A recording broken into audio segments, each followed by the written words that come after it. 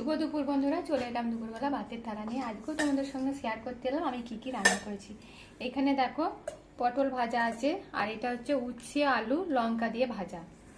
আর এখানে আছে এই যে আমার বা ছেলের প্রিয় একটা জিনিস রুই পোস্ত, এই যে এরম রুই পোস্ত। আর সকালের এই চানা মশলাটা আছে, এই যে সকালের এই চানা মশলাটা আছে, ব্যাস এটাই আজকে আমাদের তরকারি হয়েছে। আদার্স আর কিছু হয়নি, কেননা তার সাথে আছে গরম গরম ভাত। এই যে বুঝেছো, এটাই হচ্ছে আমার রান্না আজকে। হয়তো বন্ধুদের সবাইকার খাওয়া হয়ে গেছে, যারা যারা খাওনি অবশ্যই খেয়ে নাও। আমার ভিডিও দেখো, আমার সাথে থাকো, আমার পাশে থাকো। আর যে যা ভাত খাবে চলে এসো আমার বাড়ি, রুই পোস্ত পটল ভাজা আর উচ্ছে আলু ভাজা দিয়ে চলে এসো আমার বাড়ি, খেতে দেবো। এখন খাওয়া দাওয়াটা করে নি, টাটা।